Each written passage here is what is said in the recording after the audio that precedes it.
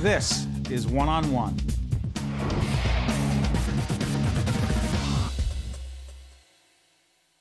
Let me introduce you to Dr. Michel Boufadel, is Professor of Civil and Environmental Engineering at NJIT, also the Director of the Center for Natural Resources and Development Protection at the NJIT campus. Good to see you, Doctor. Thank you. Let's talk about the impact of Super Sandy. A lot of people talk about the impact of Sandy from, in terms of the buildings that were destroyed. But the ecological impact, just in terms of the salt water alone, I was trying to understand, and again, I do not know much about the scientific and impact. Just describe what was destroyed that way. Yeah, essentially what we did when Hurricane Sandy occurred, we contacted the National Science Foundation and we wanted to evaluate the impact. So we had three teams. One team dealt with fish, impact on fish, another team dealing with the impact on dunes and sand erosion, and the third team was dealing with the impact on inland ecology and wetlands. But even from that group, we also investigated the movement of chemicals into residential area. The movement of chemicals into residential areas? Yes, yeah.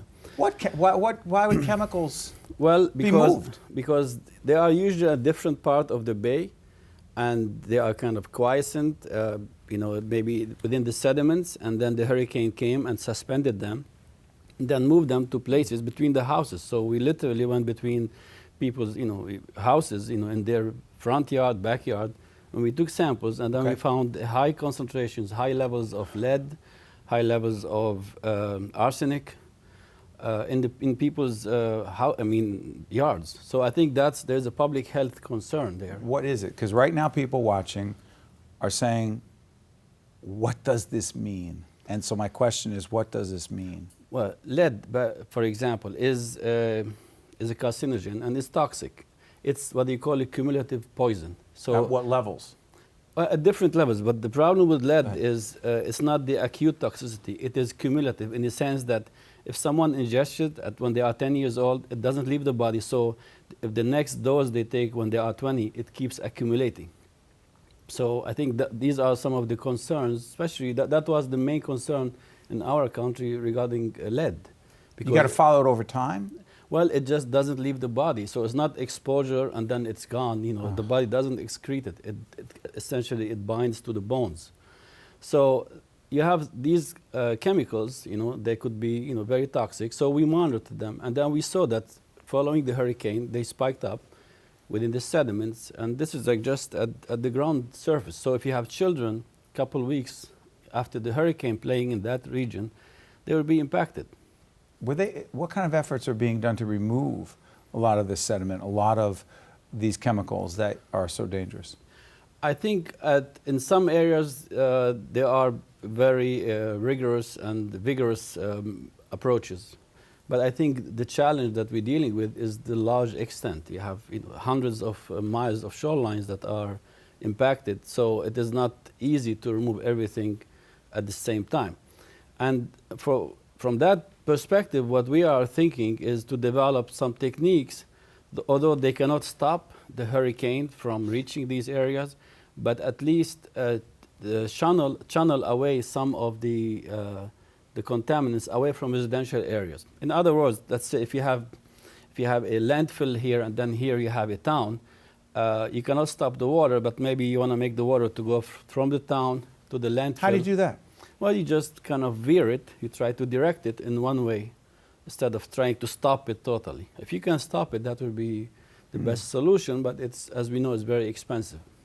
Talk about the dunes. Dunes, we have an expert, Dr. Nancy Jackson, and she worked on dunes for the last 30 years. Where it hit, we have a lot of sand loss, especially in barrier islands. Yes. However, at other locations, you have sand depositions, such as the meadowlands. Now, of course, the idea is always, should we replenish the dunes? I think the short answer is yes. It is. So the Governor Christie in New Jersey and many others are saying, look, we really have no choice. We must build these dunes because where they were, down the shore, particularly in the barrier islands, the damage was not as great. And that those who are pushing not to have the dunes are getting in the way of progress. They don't want to give the easements, if you will, and it's going to be worse, right? Because they're saying it's blocking their view, according to the governor and others. You say? I would say there are some locations where you have to bring the sand, and build the dunes, such as where you have the habitats for the spawning of, for example, horseshoe crabs. Yes. So if there is no sand, then they will not run up the beach. And subsequently, you won't have the birds that they can be foraging on them. So there are ecological reasons sometimes to just add the sand. The other one is, of course, economic. And as a Polytechnic University, NJIT, I mean, the direction from the head of the research enterprise at NJIT, Dr. Sebastian, is that we want balanced growth. We want or responsible growth. So you want to bring all the expertise to bear when you're dealing with such a disaster. Complicated. It is very complicated. We have to be studying this for years to come, Doctor.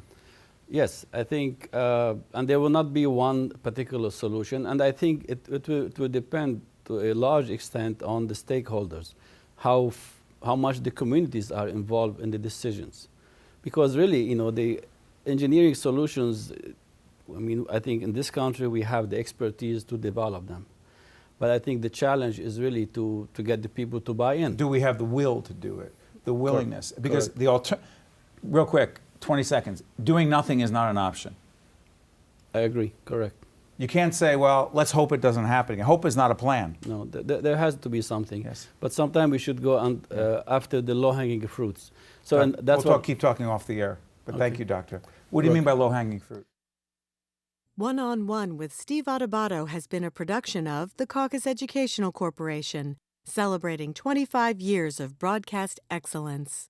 Funding for this edition of One-on-One with Steve Adubato has been provided by Wells Fargo, Horizon Blue Cross Blue Shield of New Jersey, the New Jersey Education Association, New Jersey Council of County Colleges, New Jersey Manufacturers Insurance Group, PSE&G, and by Verizon Communications. Promotional support provided by The Star Ledger and NJ.com, and by the New Jersey Business and Industry Association. Transportation provided by Airbrook Limousine. One-on-One with Steve Adubato has been produced in partnership with St. Joseph's Healthcare System.